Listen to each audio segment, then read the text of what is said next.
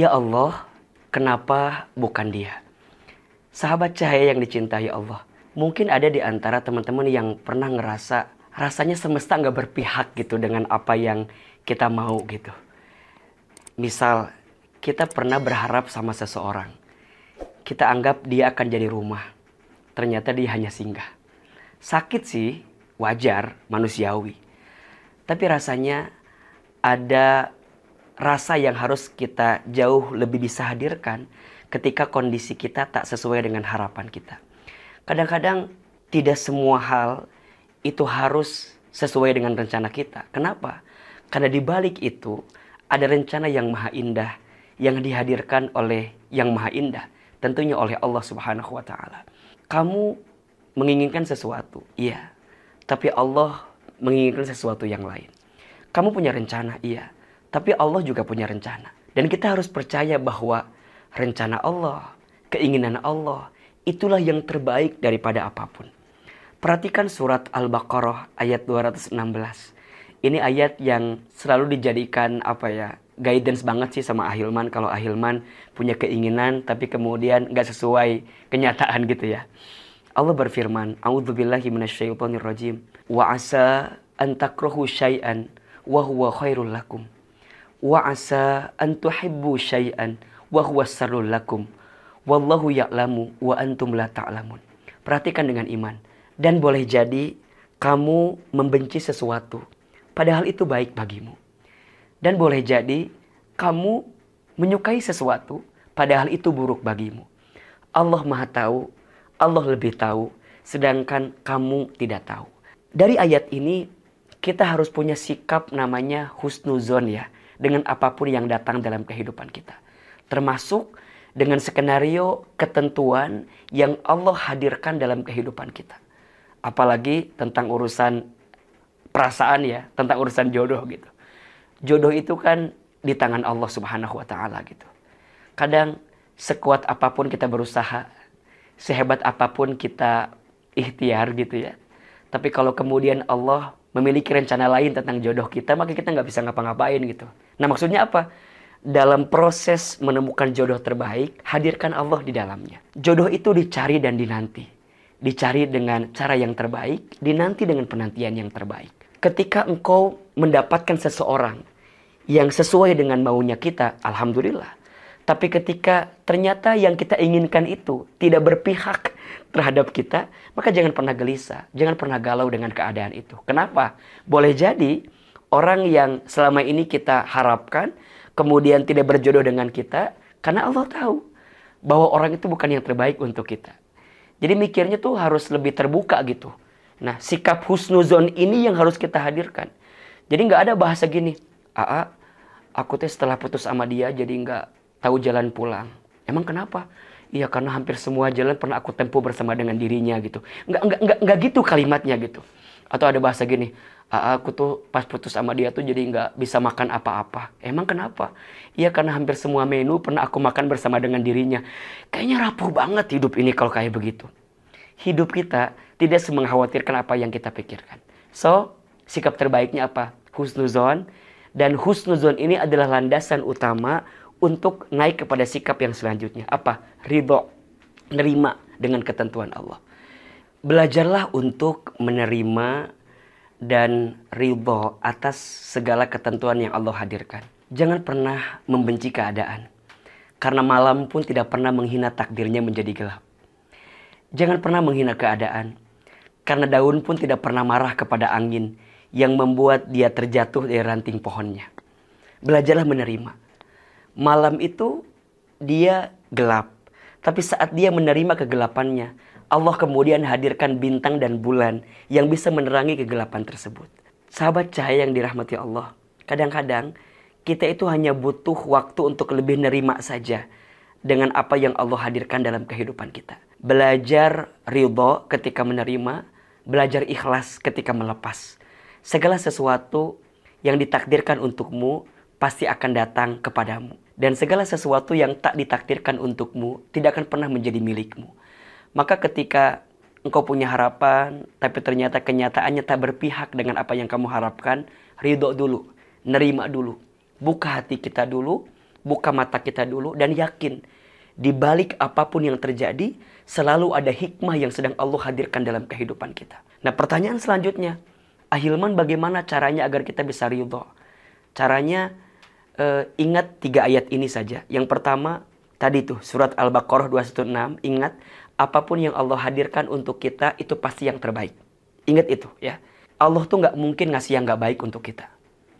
Allah itu nggak mungkin ngasih sesuatu yang nggak pas untuk kita. Pasti Allah tuh lebih tahu mana skenario terbaik untuk kita. Makanya sering Ahilman sampaikan, ada 3 keyakinan di hati kita yang harus kita pastikan tentang keyakinan kita kepada Allah. Yang pertama, tidak ada satupun yang lebih sayang kepada kita kecuali Allah. Ingat ya, ketika Allah menghadirkan skenario hatimu patah, hatimu sakit, ingat, Allah mematahkan hatimu bukan untuk menghancurkanmu, tapi Allah mematahkan hatimu agar kamu bisa lebih kuat, sehingga Allah hadirkan orang lain yang bisa lebih membahagiakan hatimu di kemudian hari. Jadi belajar lebih menerima itu. Yang kedua, tidak ada satupun yang lebih mengetahui tentang diri kita kecuali Allah. Bahkan kita pun nggak tahu tentang diri kita kan. Kita nggak pernah tahu besok lusa akan terjadi apa, nggak tahu gitu. Hanya Allah yang tahu. Maka Allah Maha tahu, Allah lebih tahu, kita tidak tahu, maka jangan sok tahu gitu. Apalagi nyalahin keadaan dan seterusnya. Dan yang ketiga, tidak ada satupun yang bisa mengangkat kesulitan kita kecuali Allah Subhanahu wa taala. Keadaan yang membuatmu sakit hati mungkin membuatmu terjatuh atau terpuruk. Tapi percayalah, ketika engkau terjatuh, engkau punya banyak kesempatan untuk banyak bersujud. Engkau banyak kesempatan untuk banyak berdoa.